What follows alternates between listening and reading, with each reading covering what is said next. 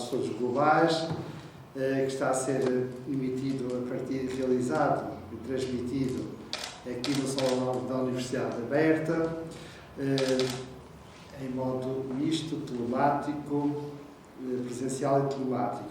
E damos as boas-vindas com muito gosto ao Sr. Professor Ricardo Ledesma Alonso, da Universidade Nacional do México, Autónoma do México, que é a maior universidade do Estado do México, da Federação do México, e uma das maiores universidades do mundo. E, portanto, o Sr. Professor Ricardo Ledesma Alonso é historiador e é um especialista em História da historiografia portuguesa, em História portuguesa do século XIX e XX, em Alexandre Herculano, de forma especial, e também se interessa sobretudo no século XIX português, no diálogo entre a História e a literatura, tendo agora, de modo especial, com o foco dos seus interesses de pesquisa, Alexandre Herculano e Eça de Queiroz. E, portanto, é com muito gosto que lhe damos as boas-vindas e também agradecemos a sua disponibilidade que tem demonstrado para colaborar em projetos nossos, nomeadamente no Portugal, em Jogo de Espelhos, onde já acabou de redigir o mini-livro que há de ser publicado em breve, intitulado Portugal segundo o México. E passa temporadas também aqui em Portugal a investigar, na Biblioteca Nacional e noutros arquivos, onde recolhe os elementos para continuar a publicar os seus estudos sobre a literatura e a história portuguesa. Seja bem-vindo, obrigado pela sua disponibilidade. E agora dou a palavra à minha colega a professora Cristiana Lucas, que vai moderar, coordenar e fazer um comentário crítico desta sessão, que eu muito agradeço a sua disponibilidade. A palavra é a sua. Muito boa tarde a todos, muito bem-vindos a mais uma sessão do Seminário Internacional de Estudos Globais. Muito bem-vindos, o professor Ricardo Ledesma Alonso. O professor José Eduardo Franco, no fundo, já apresentou o nosso orador. Cumpre-me apenas acrescentar que está a fazer uma jornada de investigação na Faculdade de Letras da Universidade de Lisboa, mas que também é membro colaborador no Centro de Estudos Literários da Universidade de Coimbra. O professor Ricardo Ledesma Alonso vem-nos falar precisamente sobre o pensamento histórico no Portugal de 800, as perspectivas globais paradigmáticas de Alexandre Herculano e Eça de Queiroz. Portanto, tem 30 a 40 minutos para apresentar a conferência, segue-se um brevíssimo comentário crítico da minha parte e depois abrimos o debate ao público. Sr. Professor, a palavra é sua. Pois, antes de mais, muito obrigado pelo convite. Agradecer em particular ao professor Franco, que convidou-me para esta conferência. Estas conferências do Centro de Estudos Globais da Universidade Aberta. E também peço desculpas pelo meu sotaque, que tem muito de espanhol, mas vou tentar falar em português. Eu vou procurar ser claro. Bom, vou compartilhar a apresentação que preparei para esta questão.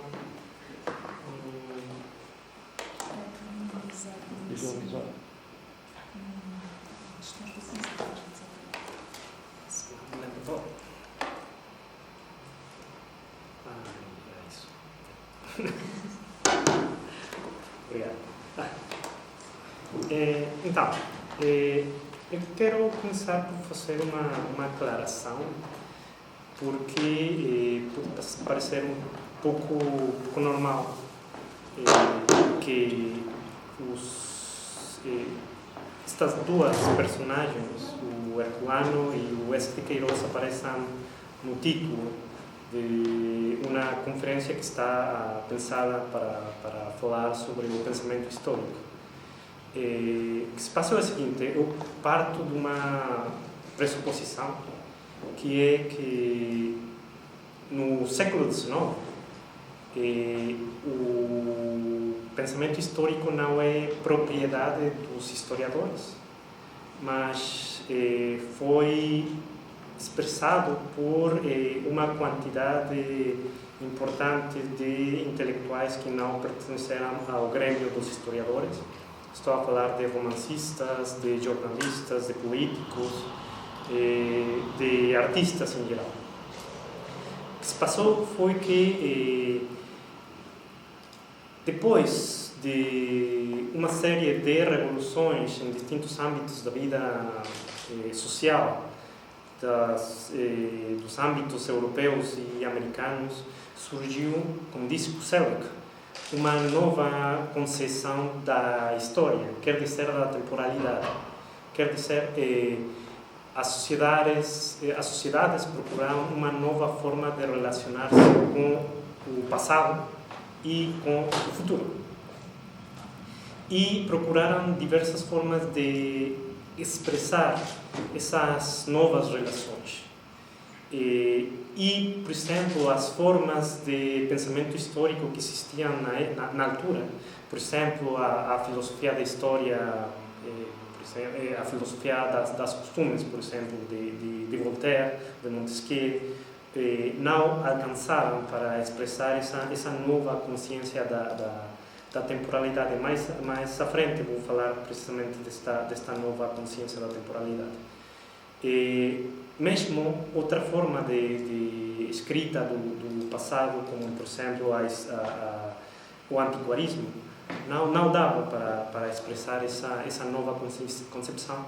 Então surgiram novas formas e, por exemplo, surgiu o romance histórico, a historiografia nacionalista, surgiram comemorações, ou formas de comemorações, a literatura de viagem. E, por exemplo, também o romance realista naturalista participou desta nova concepção da temporalidade. Então, o Portugal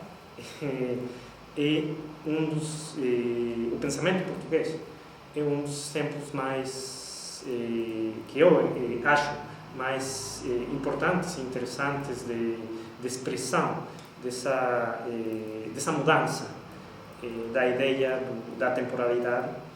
E temos muitos exemplos, muitos intelectuais, além do Herculano, por exemplo, do Oliveira Martins, que podem ser considerados os principais historiadores do século XIX em Portugal, escreveram e se interessaram pela história. Temos, por exemplo, o caso de Almeida Garrett, com o Arco de Santana. Temos também, nas viagens na minha terra, eu tenho algumas considerações sobre história, sobre o passado português. O Antero de Quental, com este livro sobre as causas da decadência dos povos peninsulares, também se interessou pelo passado da Península Ibérica e particularmente português. E mesmo o Eça de Queiroz, em romances como O Crime do Padre Amaro, também nos Maias, ou um dos mais importantes, que é a Ilustre Casé Ramírez, ele também pensou, refletiu bastante sobre o passado. Então, não foram só Herculano e Oliveira Martins quem se interessou pelo passado português.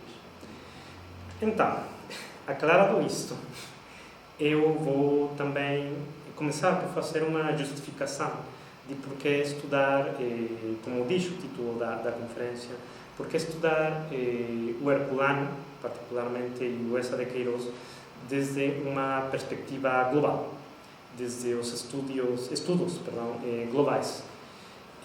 Eu acho que, segundo as minhas pesquisas, o Herculano e o Eça, o pensamento do Herculano e o pensamento dessa, as suas obras, têm sido estudadas por muitos especialistas. Por exemplo, no caso do Herculano, o Fernando Catroga, o Sérgio Campos Matos, Luís Reis Turgal, uma grande quantidade de historiadores e literatos também, críticos da literatura, têm estudado o Herculano. E o mesmo caso com o Eça, o professor, por exemplo, Carlos Reis, a professora Rosário Duarte, tem trabalhado muito com o pensamento do Oeste, mas eu acho que desde uma perspectiva nacional ou regional. Eles têm estudado o pensamento destes dois autores, sobretudo procurando influências, por exemplo, ligações com outros autores no âmbito europeu. E, por exemplo, se fala da relação do Eça de Queiroz com o pensamento, com a literatura realista do Flaubert, por exemplo, ou, no caso do Herculano, as suas relações com Dollinger, este historiador alemão. Mas não se tem trabalhado além dos relacionamentos desses dois autores com outros intelectuais e as suas obras na região europeia. E o que eu estou a propor nesta conferência é transcender essas barreiras geográficas, políticas, linguísticas tradicionais. Estou a pensar em propor novas escalas de análise que nos permitam ter em conta contextos e temporalidades mais amplos, porque isto vai permitir fazer comparações, procurar interligações, mesmo observar desconexões ou também procurar simultaneidade entre fenômenos. Eu acho que este exercício é muito interessante no mundo que estamos a viver atualmente. Então, para fazer isto, eu acho que é preciso enquadrar o pensamento histórico, não o pensamento em sua generalidade de Herculano e Eça, mas o pensamento histórico, o que eles disseram com relação ao passado português, é preciso enquadrá-lo em dois momentos-chave do que pode ser chamado o século XIX global. Quer dizer, falar destes dois autores nos seus relacionamentos no contexto europeu, mas tendo em conta também o americano, que é âmbito que frequentemente se esquece.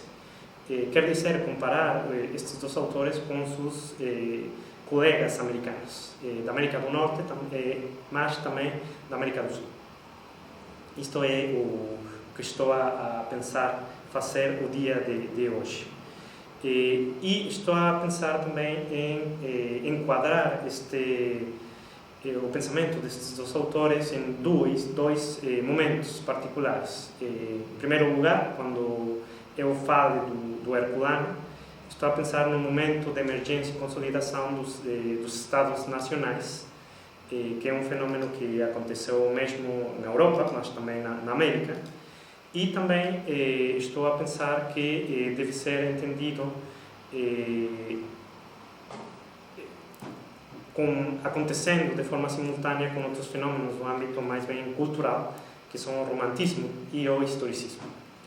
E, em segundo lugar, o segundo momento, que será quando eu fale do Eça de Queiroz, eu vou falar também do desenvolvimento e crise do novo imperialismo. E de fenômenos que estão relacionados com isto, fenômenos culturais, como são o pensamento ou a teoria evolucionista, e fenômeno literário, que é o realismo e o naturalismo. É o que estou a pensar fazer o dia de hoje. É muito ambicioso, eu acho, mas eu vou tentar. Okay? Vamos começar por Herculano. O Herculano está a escrever no momento de surgimento e consolidação dos Estados Nacionais, e é importante dizer isto. Frequentemente se diz que os Estados Nacionais, por exemplo, americanos, são Estados novos, nações muito jovens, porque se diz surgiram principalmente no século XIX com os movimentos de independência, com as revoluções de independência. Mas eu acho que é o mesmo caso com as nações europeias, porque as nações, como fenômeno como fenômeno histórico estas comunidades que se diz conjuntam a política e a cultura surgem apenas no século, entre o século XVIII e o século XIX. Não surgem antes, surgem apenas nestes séculos, são um fenômeno completamente moderno, que está relacionado com fenômenos modernos, como os processos de industrialização, de homogeneização cultural e política nos Estados europeus, mas também nos Estados americanos. Pelo menos é o que dizem os teóricos do nacionalismo, como Ernest Gellner, Benedict Anderson ou John Breuer. Eles dizem isto. E assinalam que a ideia, por exemplo, que se diz que as nações têm origens antigas, é uma criação completamente moderna, que surge mesmo no século XIX. Então, é um fenômeno que ocorre simultaneamente na Europa e nas Américas.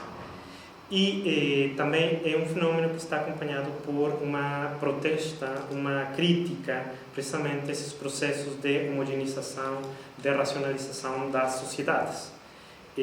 Por quê? Porque, por exemplo, com a ilustração e a criação, por exemplo, de burocracias estatais muito extensas nos territórios, e com a crítica, por exemplo, que a ilustração faz às religiões populares, as populações vão a reaccionar frente a estes fenômenos e vão a procurar revalorizar o próprio. Quer dizer, estas populações que estão sendo atacadas pela modernidade vão a começar a inventar o que Hobson ou Terence dizem que é a invenção da tradição.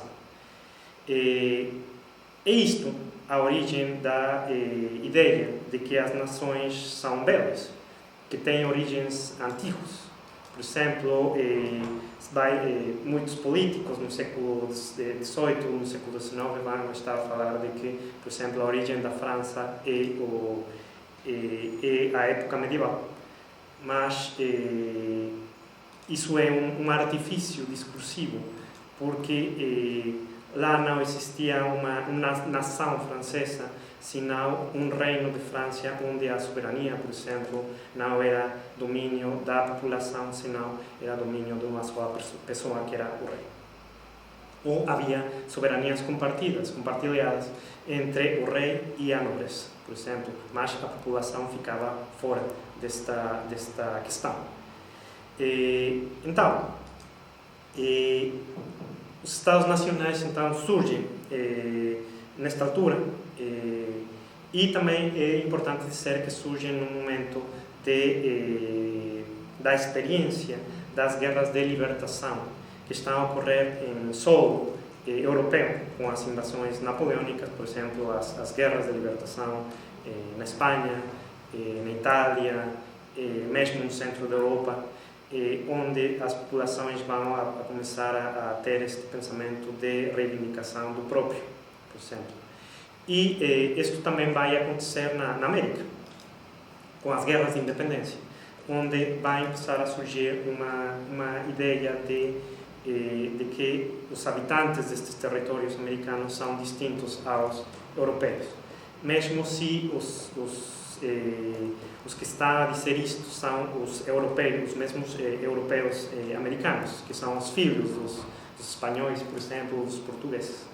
Então, começa a dizer-se, a ser mais explícita a diferenciação entre o europeu e o americano, e depois disto, com as guerras de independência, com as separações dos antigos territórios dos virreinatos americanos, começam também a ser patentes as diferenças entre, por exemplo, um habitante do território da antiga Nova Espanha, do que o habitante da capitania de Guatemala. E começam a surgir os discursos sobre a nacionalidade mexicana e a nacionalidade, por exemplo, guatemalteca, ou na América do Sul, a nacionalidade colombiana e a nacionalidade venezuelana. Isso. Agora, estou a falar de fenômenos políticos também e culturais. Agora vou falar de fenômenos estritamente culturais. Né? Na mesma altura, está a acontecer uma revolução no âmbito do pensamento, que é a Revolução Romântica. Quer dizer, o que acontece é uma mudança completa da forma de pensar o tempo. Aqui estou a basear-me fundamentalmente em Koselleck, no que ela chama o Sattelzeit, este período da modernidade, em onde o que muda fundamentalmente é a concepção do tempo. Por exemplo, antes das revoluções industriais e políticas do século XVIII, o tempo se concebe como o passado e o futuro são muito próximos. Por quê? Porque existe uma concepção da natureza humana, de que a natureza humana é imutável. Quer dizer, não é que as coisas se repetam, mas, por exemplo, a natureza humana não muda. Quer dizer, o homem e as mulheres têm os mesmos pensamentos, as mesmas paixões o tempo todo. As tiveram no passado, as têm no presente e as terão no futuro. Essa é a concepção, segundo Koselleck, do tempo no antigo regime. E o que se passa no novo regime, no regime pós-revolucionário, é que surge uma nova concepção da história, da temporalidade, onde existe o câmbio substancial. Nada permanece, tudo cambia substancialmente, os acontecimentos são únicos e repetíveis. É o que Herder chamará a história fluida. É o que Herder chamará a história fluida. E esta concepção da história, esta revalorização do único, vem acompanhado do surgimento de uma nova personagem histórica, que é o povo-nação. O povo-nação, que é diferente do povo como era concebido antes disto. Quer dizer, antes o povo se falava do povo em termos pejorativos, em termos negativos. Era a arrajá miúda, por exemplo. Agora o povo vai ser concebido como a nação, em termos positivos. E o que é necessário é fazer a história da nação, é procurar as origens históricas do povo-nação, quer dizer, das suas tradições, das suas costumes, das suas instituições. O que vai ser necessário, então, é procurar novas formas de representação da história do povo. Já não serve a filosofia da história, já não dá a história antiquária, vão surgir novas formas de representação como o romance histórico e a historiografia. Então, temos uma grande quantidade de romance histórico no século XIX. O principal bulto é, sem dúvida alguma, o Walter Scott, que publicou nas primeiras décadas do século XIX o ciclo do Waverley. Entre eles, um dos mais importantes é o Ivanhoe, por exemplo. Mas temos também o Alessandro Manzoni com I Promessi Sposi, James Cooper nos Estados Unidos com The Last of Mohicans, Victor Hugo, Notre Dame de Paris, o Alexandre Culano com Pogo, Ricos Presbítero, O Monge do Sister. No caso do México, temos Justo Sierra O'Reilly, que publica La hija del judío, na primeira metade do século XIX, José de Alencar, o Guarani, no Império do Brasil, e, por exemplo, José Mármol Amália, na Argentina. Todos estes romances têm características em comum. Por exemplo, todos eles têm uma preocupação pela cor, o que se chama cor local. Quer dizer, é necessário para eles situar o argumento, o enredo, numa situação histórica concreta. Quer dizer, o que fazem eles por exemplo, fazer que as personagens falem numa determinada língua que mostre a antiguidade do que se está a passar. É necessário desenhar as roupas, as vestimentas das personagens como era a costume daquela época. É necessário desenhar as costumes, as tradições do momento de que se está a falar. Também, estes romances têm, por muito importante, o recurso a fontes documentais. Todos eles estão construídos com base em fontes documentais. De facto, eles começaram, foram quem começou a ter por importante recorrer aos que se chamava os monumentos históricos.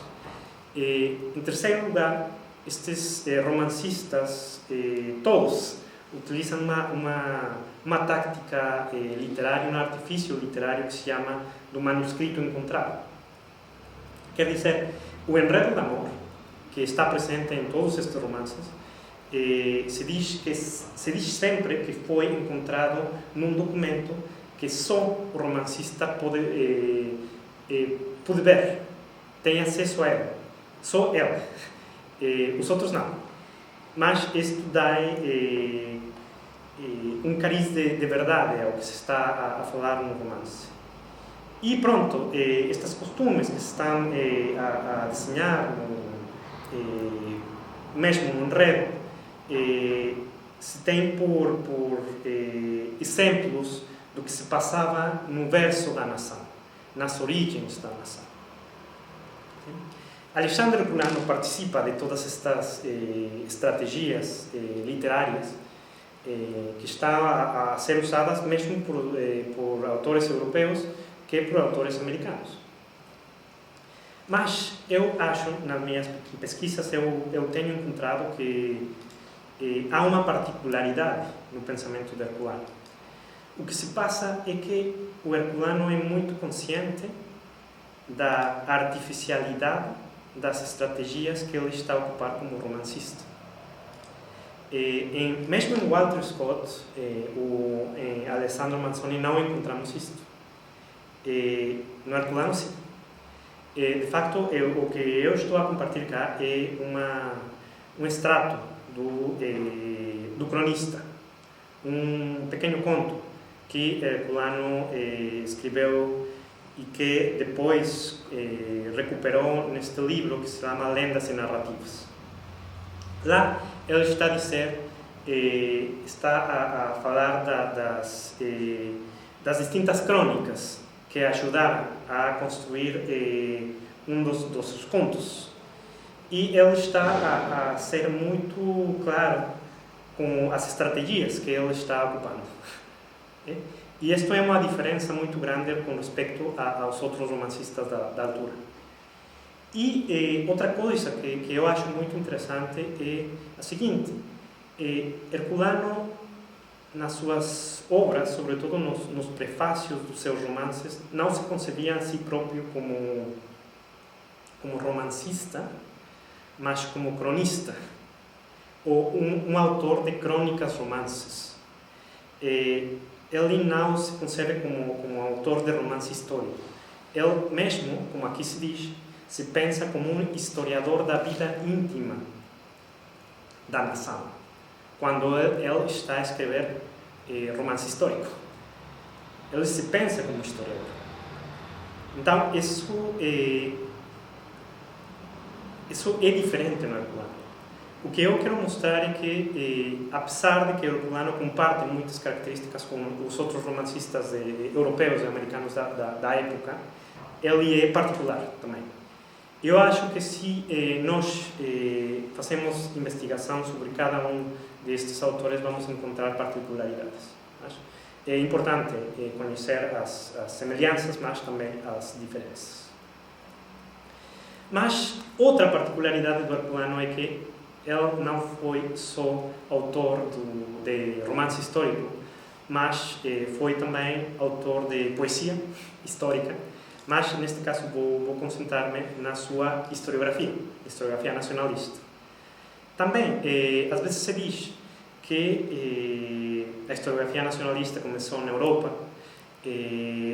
Há muita produção europeia, mas temos, por exemplo, este caso de José Manuel Restrepo, colombiano, que em uma época tão, nas primeiras décadas do século XIX, está a escrever mesmo história nacional.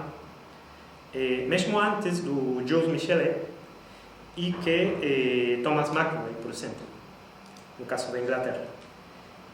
Mas temos que, em termos europeus e americanos, está a escrever história nacional. No México temos o Lucas Alamán a escrever história do México. No Brasil temos o Francisco Adolfo de Barhagen. Nos Estados Unidos, History of the United States. Droysen, na Alemanha, sua história da política prussiana. Todos eles estão a escrever história nacional. A história nacional tem estas características que eu comparto com vocês. Bom, a personagem principal é a nação. Já não são os grandes personagens, indivíduos, como os reis, os nobres, mas é a nação, a personagem principal. E o que interessa da nação é o que se conhece na altura como a vida interna da nação. O que quer dizer isto? São as instituições o que interessa, sobretudo as instituições políticas e também as instituições sociais. É o que interessa fundamentalmente, mas é a vida interna. É o que também é o que se vai conhecer como o caráter da nação, a índole nacional, o gênio da nação. Tem coisas semelhantes ao romance histórico, porque também a historiografia nacional vai recorrer a fontes documentais. Mas a diferença é o espírito crítico, porque os historiadores têm a necessidade de mostrar que o que está a dizer tem por base sempre uma crítica documental. Os romancistas não têm de fazer isto, mas os historiadores sim. Junto com esta qualidade, os historiadores também vão ter vão alegar que o discurso que eles estão a construir é objetivo. Quer dizer, não tem nenhuma relação com ideologias ou com o discurso ficcional. Eles estão a dizer que o que estão a dizer é objetivo, é verdade. Agora, nós sabemos que não. Nós sabemos que todos os discursos têm uma carga ideológica, que o discurso histórico tem um importante elemento narrativo e, portanto, ficcional, mas, na altura, eles diziam isto.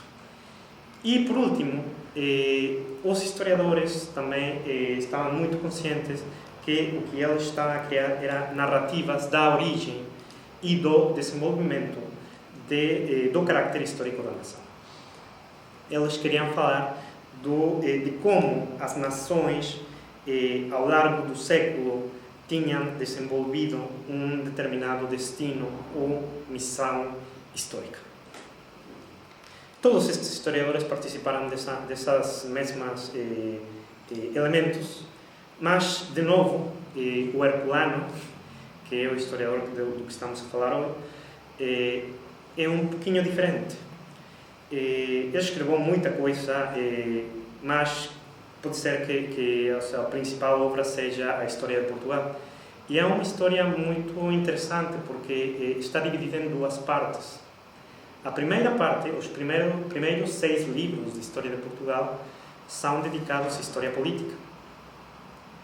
É história política e é história das grandes personagens. É uma história dos reis de Portugal. Mas os livros 7 e 8 são muito diferentes. E, de facto, ele faz uma aclaração que muda a perspectiva que nós temos sobre a sua história. Isto se encontra no começo do livro 7, na parte 1 desse livro 7, onde ele diz: o que vou fazer é uma história social de Portugal. Isto pode soar muito estranho, porque é o século XIX e estamos acostumados a pensar numa história política. Mas ele já está a fazer história das instituições sociais no século XIX. Está a fazer uma história dos municípios portugueses. E os livros 7 e os livros 8 é só isso, uma história dos municípios. E ele diz: não podemos entender a história de Portugal, a história política de Portugal e a história das relações de Portugal com a Castilha, se não percebemos o que é a história dos municípios portugueses. É muito interessante. E, por exemplo, nas outras histórias que eu tenho revisado, não encontramos muito disto. E, mesmo é importante dizer, os livros 7 e 8 de História de Portugal não são narrativos. Têm uma estrutura sincrônica. E, por isso, eu acho que é particular o discurso da Globo. Dito isto, eu vou passar agora. Eu tenho tempo. Sim. Do segundo momento, vou começar a falar do S e da sua relação com as teologias históricas do imperialismo. Essa escreve a maior parte da sua obra no último terço do século XIX, num momento onde as grandes potências europeias e também na América do Norte, os Estados Unidos, se estão a expandir pelo mundo todo. É um momento e um conjunto de processos que os especialistas têm definido como um novo imperialismo, porque o imperialismo já existia, mas o que se passa no século XIX, entre estas datas, 1860 e 1914, é que os domínios, os sistemas de coerção política, econômica e cultural das grandes potências do mundo se reforçam e se expandem de forma sistemática pela África, pela Ásia e pela América do Sul. Seja de forma direta ou de forma indireta. Se fala, por exemplo, muito do Império Informal Britânico na América do Sul. A América do Sul era independente na altura. Brasil e Argentina eram nações independentes. Mas, em termos econômicos e mesmo políticos, há muita influência do Império Britânico.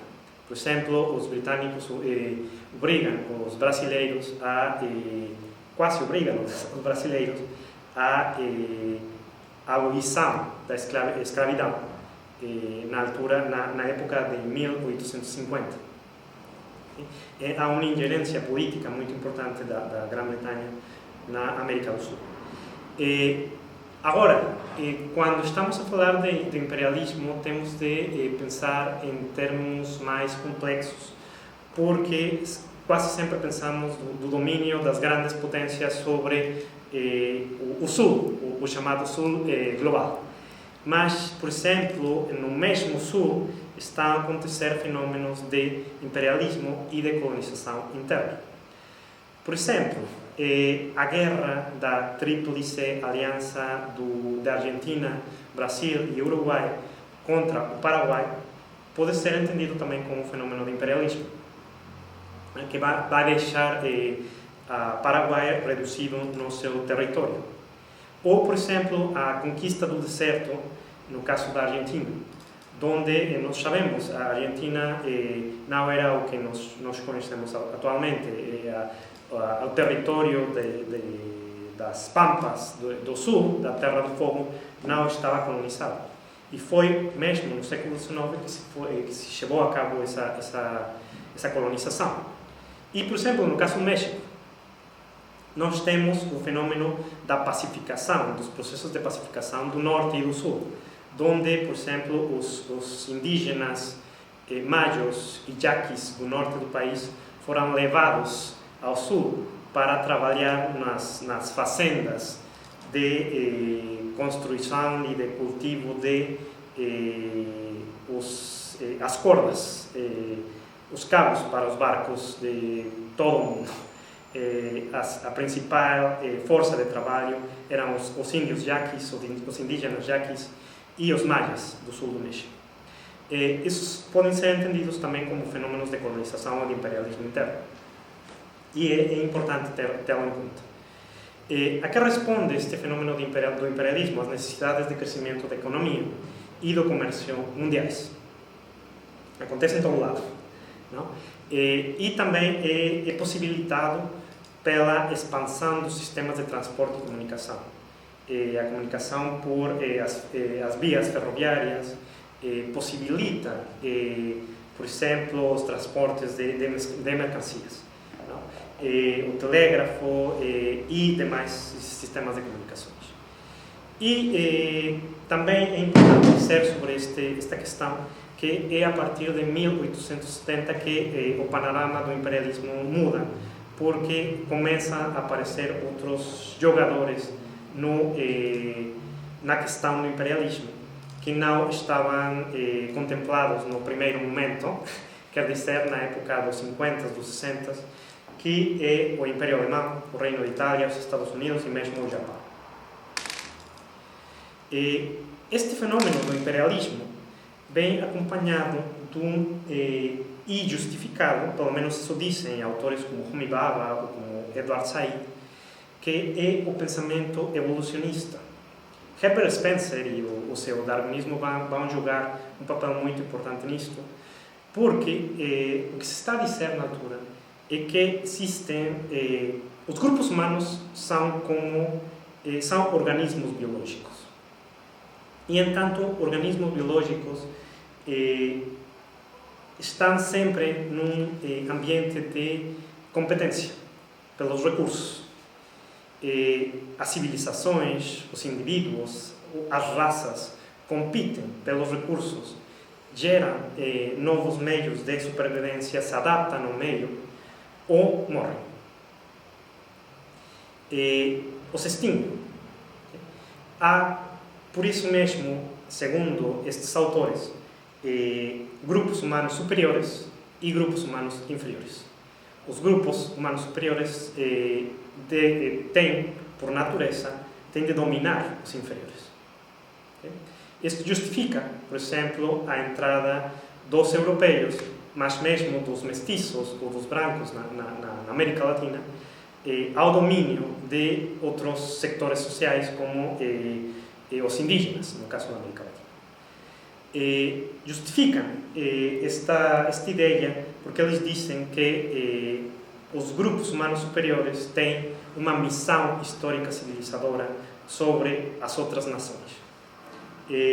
Este argumento é usado pelos britânicos, pelos espanhóis, pelos portugueses, mesmo pelos mexicanos, quando se está a falar de domínio sobre outros grupos humanos. E temos inúmera quantidade de discursos que estão a fazer este tipo de justificações. Não só Herbert Spencer, mas também Gustave Le Bon, Oliveira Martins, no Portugal nos Mares, Ratzel, com a sua geografia política, Chamberlain, que é um dos mais importantes pensadores na altura, que está a justificar o domínio das raças árias sobre as outras todas. E mesmo Justo Sierra Mendes, no México, sua evolução social, ele está a ter o mesmo tipo de argumentos. Agora, este pensamento evolucionista vai encontrar também um correlato em discursos como o realismo naturalismo literário. Por quê? Temos de pensar que o realismo naturalismo, que é a corrente onde podemos ubicar ao primeiro essa de Queiroz, fala de que é preciso perceber a natureza e representá-la como ela é. Quer dizer, mais adiante vamos ver que o que a natureza diz é que existem comportamentos humanos que estão determinados por leis biológicas e sociais. Isso é o que a natureza é. Isto vem acompanhado de estratégias literárias, por exemplo, como o narrador estrategético, quer dizer, um narrador que desaparece do discurso, que só deixa que as coisas, quer dizer, o enredo se desenvolvam. E, por esta mesma razão, o que está a acontecer num romance realista naturalista é que o autor está muito longe e só está tratando de observar o que se passa. E isto está justificado pela ideia do exame objetivo do comportamento humano. Os autores só estão a observar o que o homem é, seus aspectos sublimes, mas também seus aspectos vis, que estão determinados por leis biológicas e sociais.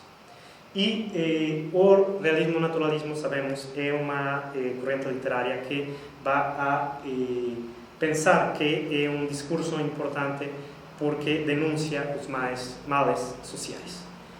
E, neste caso, o que temos é uma grande quantidade de autores que estão a desenvolver este tipo de ideias, como, por exemplo, Émile Zola em suas narrativas, Les Rougon Macquart, que ele desenvolve entre 1870 e 1893. Mas também este autor inglês, Joseph Conrad, Heart of Darkness, este romance sobre de denúncia também, mas que também tem sido denunciado como um discurso também imperialista, que é Heart of Darkness, onde Conrad fala da colonização no Congo belga. Ou Frank Norris, que é um romance escrito e que fala sobre a industrialização na Califórnia. Temos também isto no Benito Pérez Galdós, seus episódios nacionais, no caso do México, Victoriano Salado Álvares e Euclides da Cunha, nos Sertões, onde fala desta rebelião no norte do Brasil. E nessa de Queiroz também temos este conjunto de ideias, por exemplo, nos Maias. Pode-se pensar que a história não tem nada a ver com este tipo de romances, mas é importante ter em conta o seguinte, que o romance realista, naturalista, tem por fundamental localizar o enredo em contextos com uma historicidade muito clara, muito definida. Por exemplo, no caso do Essa,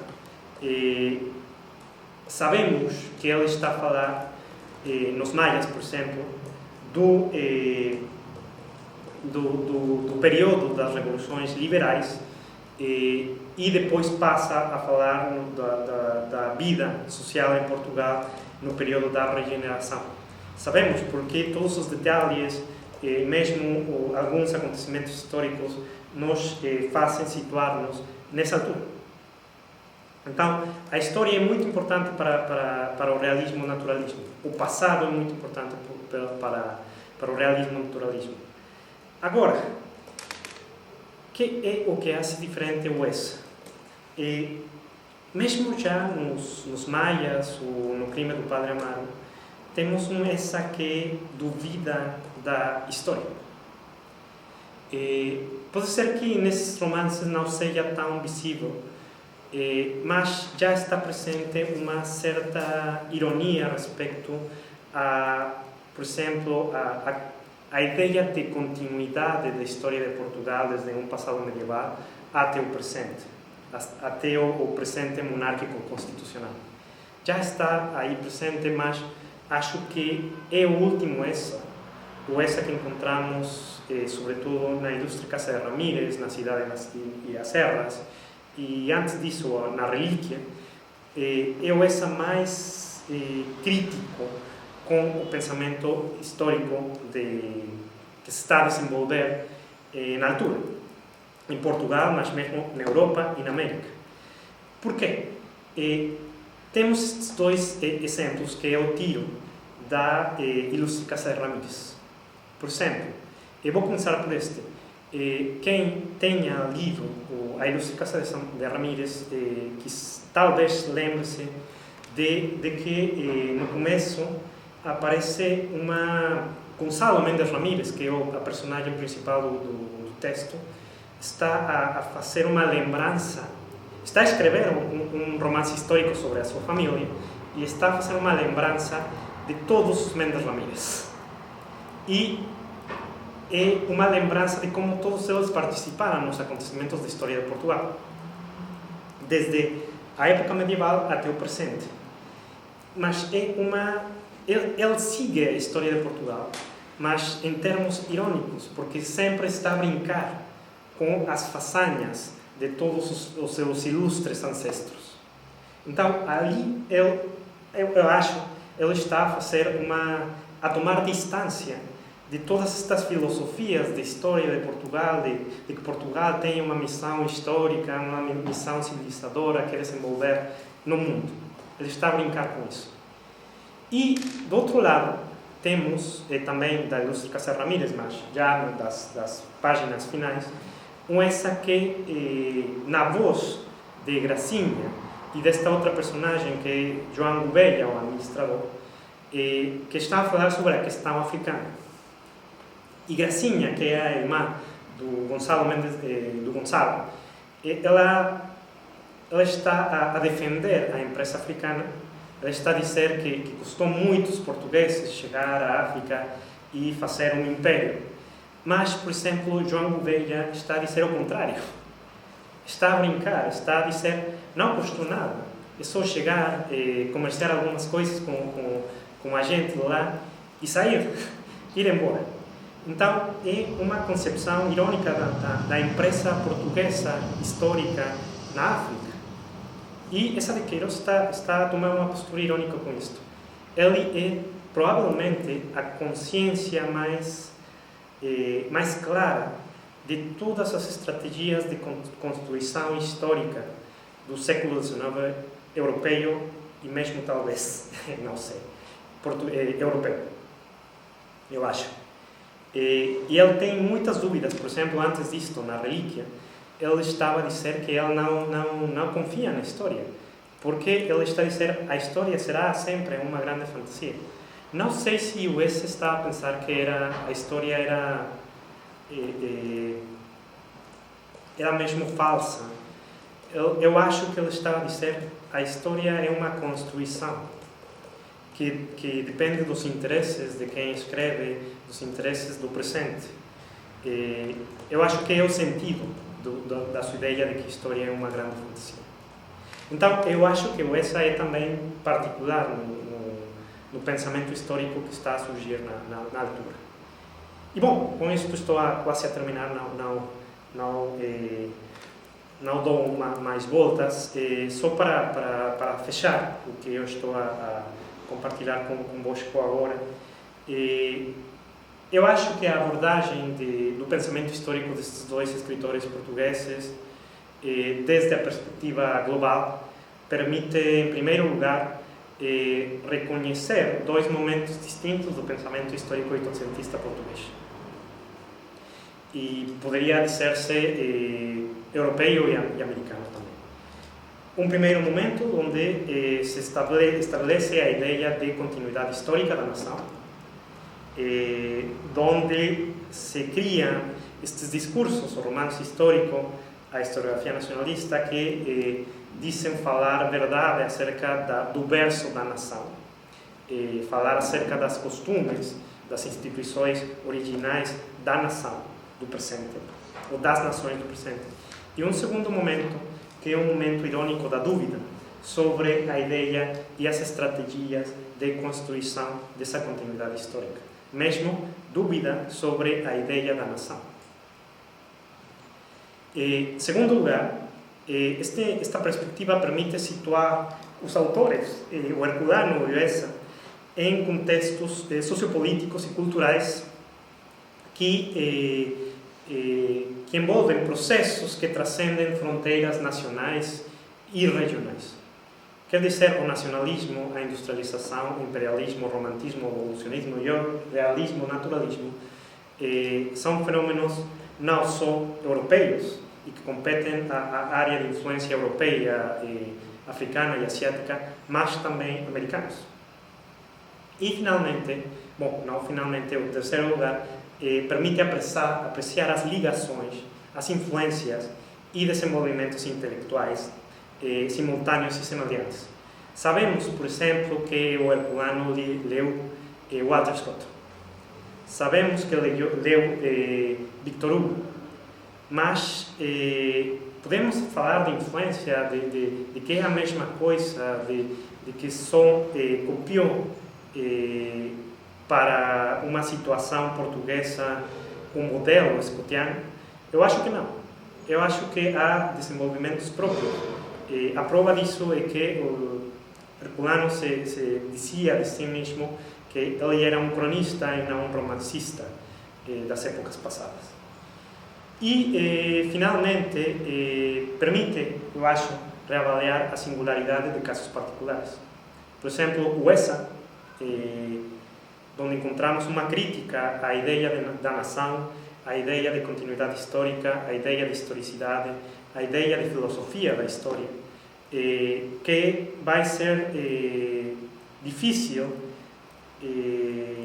encontrar noutros autores portugueses mesmo, ou europeus ou americanos na altura, onde a nação continuava a ser, as nações e as nações impérios continuavam a ser muito importantes para todos os intelectuais.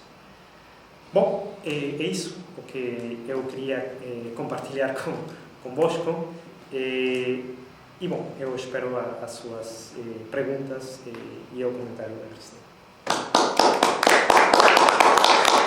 Ricardo, muitíssimo obrigada por este momento, porque foi uma conferência extraordinária que soube tocar em pontos que são muito complexos neste nosso século XIX, que é só por si muito complexo. Conseguiu fazer aqui uma relação precisamente com a perspectiva da história global, que é extraordinária também, trazer também uma nova perspectiva sobre estes dois autores que nos são tão caros, cada um, afinal, eles são os dois representativos de cada um da sua geração, não é? Um Herculano, período liberal, um Essa pós-regeneração e daquele período do imperialismo, como também referiu. Eu vou apenas apontar, quase repetir algumas coisas que nos disse e que me pareceu muito interessante, me pareceu muito interessantes. Vou talvez só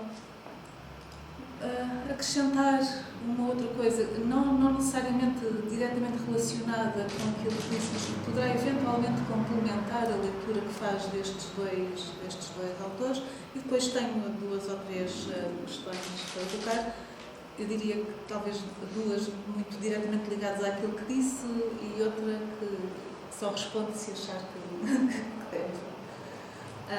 Portanto, o professor Ricardo Ledesma Alonso falou-nos sobre a construção do pensamento histórico do século XIX, partilhado por intelectuais, o que também é interessante se pensarmos, muitas vezes nós temos aquela ideia de que os autores portugueses são muito apenas influenciados e esquecemos muitas vezes de os colocar no seu tempo e ver precisamente que isto são um produto do seu tempo.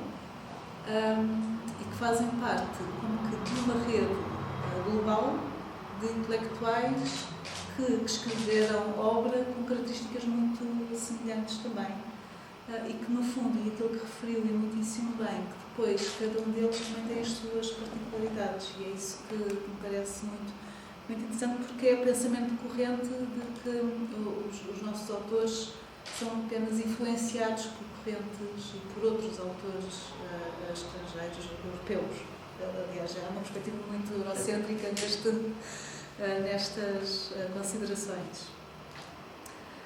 Portanto, mostrou-nos que é possível estudar Herculano e Queiroz numa perspectiva global, que é muito, e mostrou-nos isso de uma forma muito inteligente, muito interessante, e não apenas, como acabei de referir, naquela perspectiva muito habitual, que é nacional e europeia. Falamos também da importância, eu concordo totalmente, da necessidade de transcender essas barreiras geográficas e culturais através de interconexões, através de redes, conseguir estabelecer essas relações entre intelectuais pertencentes a áreas geográficas tão diversas. Esse seria um ponto a destacar da sua na sua conferência. Herculano como um agente da Revolução Romântica, e isso depois reflete-se no surgimento em Portugal do romance histórico, que resulta precisamente dessas transformações do século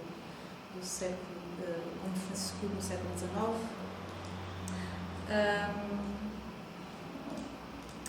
O que nos falou também sobre o pensamento evolucionista e como isso também depois tem expressão na produção de obras literárias realistas, naturalistas.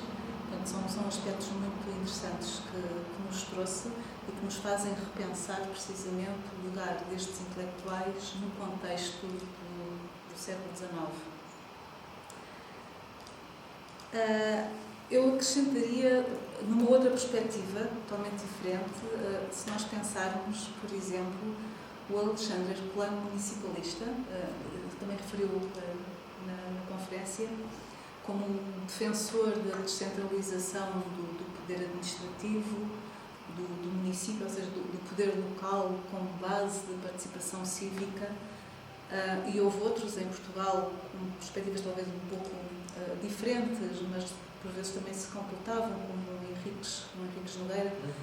E eu lembro-me, curiosamente, sempre quando se fala em Herculano municipalista, lembro-me sempre de um senhor, um torriense, o Sr. Torres Vedras, que teve um papel muito importante na política local, que foi presidente da Assembleia Municipal, Alberto Avelino, e em todos os discursos públicos dele, em atos comemorativos, ele citava sempre Alexandre Herculano. Sempre. E não posso deixar de me recordar, até com alguma saudade, desses momentos. E é curioso que não citava Henriques Nogueira, que era torriense. Que era precisamente. E de facto, o Alexandre Herculano municipalista acabou por influenciar muito também os intelectuais que pensaram sobre esses assuntos já nos finais do século XIX. Era uma espécie de autoridade. Era a autoridade. Mas depois também pensar o Alexandre Herculano como defensor dos direitos fundamentais, direito à educação para todas as idades, por exemplo, o direito à liberdade de imprensa também. E eu pergunto se isso era comum também nos mesmos intelectuais que referiu, portanto, aqueles que partilham das mesmas características como o Alexandre Herculano, se isso também era uma preocupação desses mesmos intelectuais, ou se eles se viam apenas como romancistas, mas já lá vamos. E depois um Essa de Queiroz, achei curioso porque referiu a expressão último Essa, remete-me sempre para um intelectual contemporâneo nosso, Miguel Real, que escreveu um ensaio precisamente intitulado O Último Essa, e que fala sobre esse Essa finissecular, muito comprometido, socialmente comprometido, muito consciente da responsabilidade cívica do intelectual e que encarna, no fundo, o humanista também. É um aspecto salientado pelo Miguel Real, e não pude deixar de me recordar quando usou precisamente essa expressão do último Essa. O Essa de Queiroz teve também um papel ou uma função importante enquanto diplomata. Ele fez tudo o que conseguiu para chegar a essa carreira, mas depois não diria que tivesse gostado muito, sobretudo da primeira experiência, que foi em Havana. No entanto, e isso também se liga à mestria na arte da escrita do Essa, ele produzia relatórios muito interessantes e mesmo as cartas que depois vai trocando, sobretudo com Batalha Reis, e que nós conseguimos tirar dali elementos muito interessantes para uma história, mesmo dos locais onde ele esteve, neste caso Havana, naquele contexto de luta pela independência, numa altura de muitos tumultos. Ele consegue dar conta disso nas cartas particulares e depois também nos relatórios que envia para o Ministério dos Negócios Estrangeiros. Depois também em Inglaterra, Newcastle, se não estou em erro, Bristol, acho que passa também por Londres, e finalmente em Paris, que é o sonho do diplomata, mas onde depois houve ali um desencantamento. Ele, no fundo, foi mais produtivo em Inglaterra do que propriamente em Paris. Mas nesses escritos, o que ele escreve, nesses relatórios, por exemplo, vê-se um conhecimento do que se passa no mundo. Portanto, é o mundo visto da lente de um intelectual português, que também é muito interessante estabelecer depois estas relações com o que se passa. E quando digo mundo, não é só América, Europa, é o Médio Oriente também, que é uma grande... Ele descreve imenso sobre o que se passa nessa zona do Médio Oriente e escreve de uma forma fantástica e com relatórios muito, muito ricos. E isso poderá eventualmente ser mais um elemento de análise da obra do Eça de Queiroz nesta perspectiva global. Quer dizer, é uma proposta que estou aqui a lançar. E agora talvez passe para as questões que fui apontando aqui. Uma que não tem propriamente a ver com aquilo que falou, apenas uma curiosidade. No fundo, a importância da imprensa periódica na construção desta historiografia, digamos assim. E se puder refletir sobre isso, tendo em conta o papel destes dois intelectuais, apenas uma curiosidade.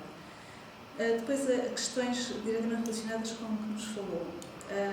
O facto do Herculano se conceber como romancista e não apenas como cronista, ou como um historiador, justifica a consciência que tem desses artifícios presentes nos romances. Não é? Eu escrevi esta pergunta e depois o Ricardo acabou por responder, mas a questão é, isso é um aspecto inovador, diferenciador de Herculano, ou encontrou isso noutros intelectuais da mesma época? Isso acontece em Eça de Queiroz também, existe um elemento assim diferenciador. É claro que ele não se deve ver como um historiador, naturalmente, mas existe também um elemento inovador, singular em Eça de Queiroz, que o distinga dos intelectuais contemporâneos dele, em geografias diferentes, não digo apenas da Europa, mas de outras geografias. E se os elementos que caracterizam este último Eça se também estão presentes nesses intelectuais, nesses escritores, nas diferentes geografias que nos trouxe aqui hoje. São as minhas questões. Muito obrigada pela sua confiança, porque eu adorei ouvi-lo. Antes de mais, agradecer ao comentário da Cristiana. Eu peço desculpas por meu sotaque. Foi muito claro, foi perfeito. Eu leio português e tento falar em português, mas às vezes não dá. Mas pronto. Vou começar pela primeira pergunta. A questão da defesa da liberdade de expressão. Isso depende da ideologia do autor, seja romancista, seja historiador. Porque, por exemplo, no caso do México, que é o que eu conheço mais, um historiador como Lucas Alamán não vai ser muito adepto das liberdades em geral, porque ele é mais conservador. Então, ele considera a liberdade absoluta como um monstro que pode ser negativo para a sociedade moderna. Então, isso vai depender do autor. No caso do Herculano, ele é liberal, centro-liberal. Então, ele vai nos seus artigos, mesmo no Panorama, mas depois em todos os artigos que escreve e que reúne nos seus opúsculos, ele vai defender a liberdade de expressão. Por exemplo, Michelet também, o caso de George Bancroft também, Victor Hugo mesmo também. mas há autores do outro lado do conservadorismo, como o alemão, o Barnhagen, que não vão ser muito adeptos das liberdades em termos gerais. Vai depender. Essa é a resposta que eu posso dar para essa questão. Em segundo lugar, o papel da imprensa. Eu acho muito importante, e para isto eu tomo o exemplo do Benedict Anderson, nas Comunidades Imaginadas, onde ele destaca isso, para formar uma nação, que uma nação precisa de uma população culturalmente homogênea, não só de um território, senão de uma cultura homogênea, e isto passa pela língua. Então, é preciso homogeneizar a língua de uma comunidade. E para isto é necessária a imprensa. Se não existe imprensa, não é possível, porque são os periódicos, os jornais, os pequenos livros que começam a circular no século XVIII e no século XIX, que fazem este trabalho, que primeiro na oralidade, mas depois na leitura em silêncio, a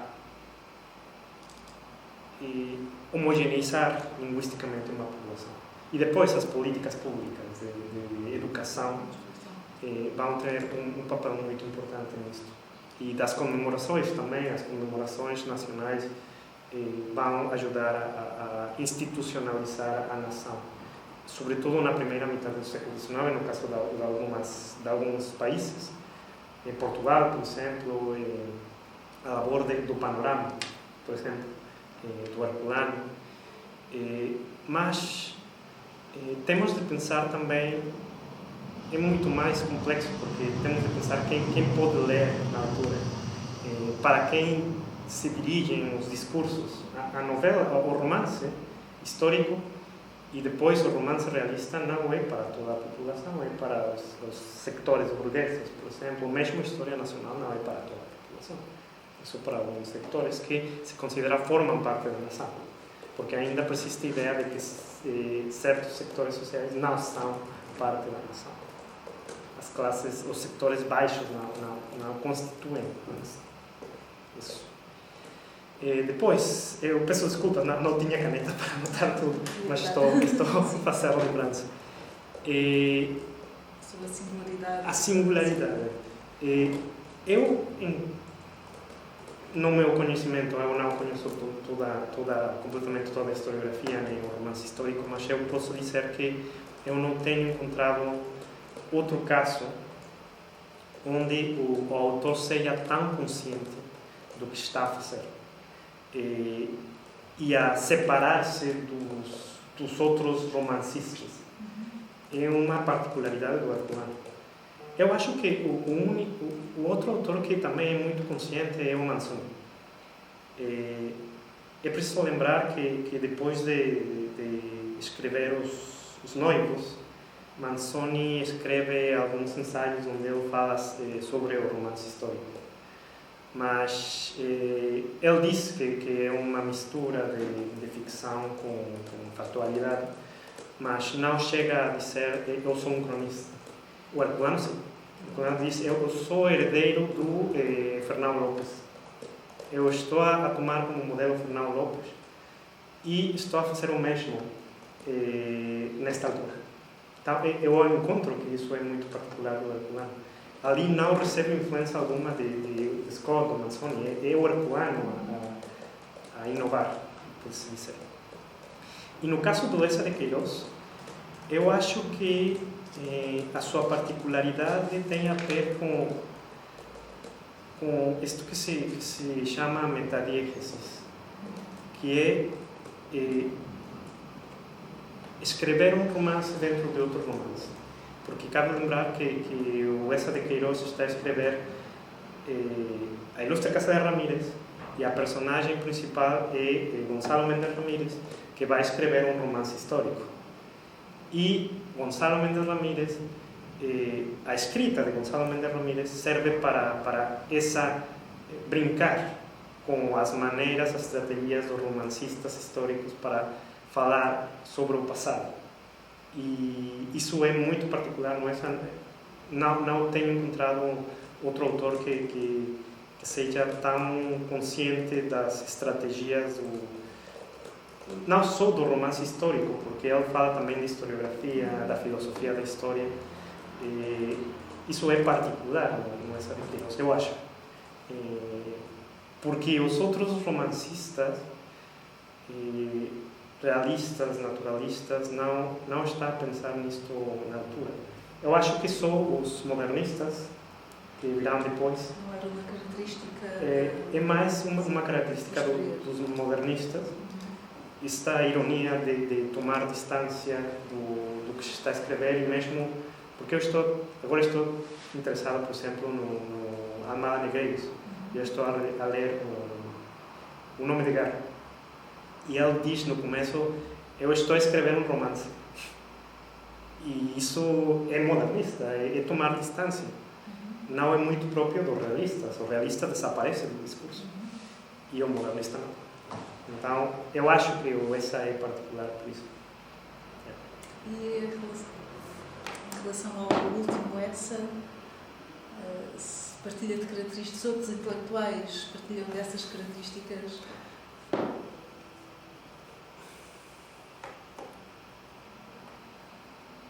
Não sei, no meu conhecimento, eu acho que escapa de ser. Dos romancistas que eu apresentei, eu acho que ninguém comparte essas características. Eu não posso dizer que Emile Solá ou que o mexicano ou o brasileiro, Euclides da Cunha, comparte essas características do Essa. Eu acho que não, mas eu acho que faz falta investigar mais, porque eu acho que eu estou a encontrar características muito interessantes em cada um destes autores, Essa é herculano, mas faz falta investigar mais nos casos particulares, nesta perspectiva global, talvez um enfoque da microhistória global para encontrar se essas particularidades, na verdade, são particularidades ou são compartilhadas por outros. Isso é muito interessante. Muito obrigado pela sua notável conferência. É extraordinário termos alguém que não é do nosso país, da nossa cultura, a estudar de forma tão profunda os nossos autores e com a perspectiva nova e também analisada. Gostava de perguntar em relação àquela parte que referiu, uma das estratégias, que usou como tática dos romancistas do século XIX, era a referência à descoberta que eles próprios faziam, eles tornavam-se romancistas historiadores e pesquisadores dos arquivos, que descobriam um documento raro que só eles conheciam, e esses documentos muitas vezes eram forjados, portanto eles próprios inventavam o documento, portanto nenhum daqueles documentos existia na realidade, mas a sua estratégia dava a ideia de que eles realmente existiam. A Justa Casa de Reis é um exemplo disso.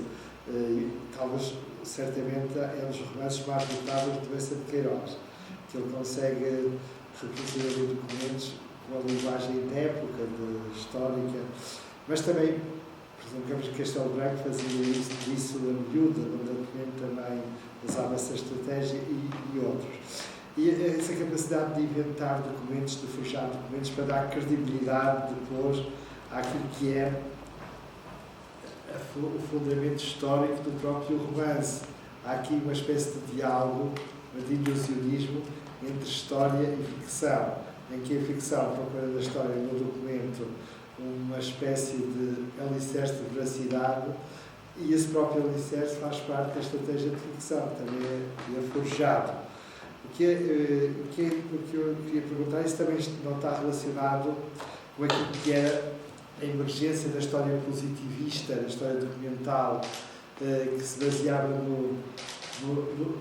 que queria fazer da pesquisa documental e do partido dos documentos, das fontes, como fator de afirmação da verdade histórica que se queria afirmar. Há aqui uma espécie de contaminação da história positivista documentalista que procura a objetividade científica na objetividade do documento, que depois se transporta para o próprio romance para dar credibilidade histórica ao mesmo romance. E como é que vê este diálogo entre realmente esta contaminação entre uma corrente romanesca que depois se espelha no próprio romance histórico, desde a corrente romântica, depois à realista, entre outras, e uma corrente historiográfica que elege o documento como um fator fundamental de construção da verdade histórica. É esta a questão. Obrigado pela pergunta. Sabemos, por exemplo, que a preocupação pelo documento começa muito cedo. No século XVI, XVII, os monges da comunidade de Mavillon, de São Beneditinos, Mavillon, toda esta gente está preocupada pelo documento. Por quê? Porque as relíquias sagradas, os documentos que sustentam a verdade dessas relíquias, muitas vezes são construídos. Então, o que se vai pensar é que estas estratégias de verificação vão avançar para a historiografia. Para a historiografia alemã e francesa, espanhola, portuguesa, americana.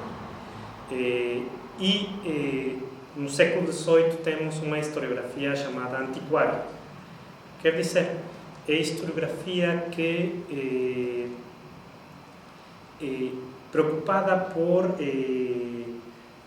encontrar documentos que legitimem a verdade de certos acontecimentos históricos, não? Dos reis, dos nobres, dos eclesiásticos em geral. Agora, o romance histórico, como o professor disse,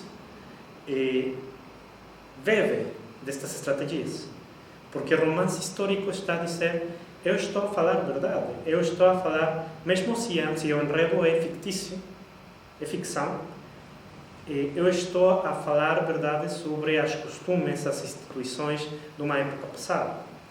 E como é que eu vou construir ou mais bem reconstruir, ressuscitar, é o que disse Walter Scott, por exemplo, essas épocas passadas, é através dos documentos. Então, eles tomam essas estratégias dos historiógrafos e levam ao romance. Agora, que se passa um fenômeno muito interessante, porque os historiadores profissionais que estão a surgir no século XIX não dão muita credibilidade ao que estão a fazer os romancistas. Gente como Ranke, como mesmo Michelet, o próprio Herculano, de si próprio, está a dizer: os romancistas estão a fazer uma coisa que não é completamente verdade. Por quê? Porque eles fazem enredos, e isso é ficção. Nós, os historiadores, vamos fazer outra coisa. Vamos a escrever um discurso completamente basado em crítica documental. Mas o fenômeno é interessante porque eles partem de uma ficção, de que eles vão encontrar no documento a história que eles vão contar. E nós sabemos que isso não é possível. Nós, historiadores, não encontramos no documento a história que contamos. O documento dá pistas, é um testemunho, mas não, nós o que fazemos é configurar um relato a partir dos documentos. E, nesse sentido, uma ficção, porque nós narramos uma certa continuidade e isso é um processo ficcional. Então, há contaminação dos dois lados. Por exemplo, os historiadores, historicistas, vão criticar muito as estratégias dos romancistas, dos autores de romance histórico, mas, por exemplo, Heinrich White vai dizer, este crítico estadunidense vai dizer que os historiadores erraram porque o inimigo não eram os romancistas históricos, eram os realistas, porque os realistas estão a questionar a possibilidade de que a linguagem pudesse descrever a realidade tal qual é. Ou seja, mesmo, por exemplo, que Flaubert esteja a dizer, bom, eu estou a falar do real, o que encontramos no seu discurso, e esta pode ser a resposta que a Cristiana procurava. O Flaubert, por exemplo, é tão genial que ele está a dizer, eu estou a dizer o real, mas eu duvido do que eu estou a dizer, porque a linguagem não alcança para abarcar a realidade toda. Então, o inimigo eram os realistas, não os autores românticos de romance histórico, eu acho. E tudo isto, não digo eu, é o Hayden White que diz, por exemplo. Muito obrigada mais uma vez por ter aceitado o nosso desafio, por estar connosco e pela conferência fantástica que nos trouxe. Não, obrigado só eu pela invitação, pelo convite. Obrigada. A todos quem nos acompanha aqui na Sala Nobre e à distância, o resto de um bom dia, um bom final de tarde e vemo-nos então na próxima sessão do Seminário Internacional de Estudos Globais e obrigada pela vossa presença.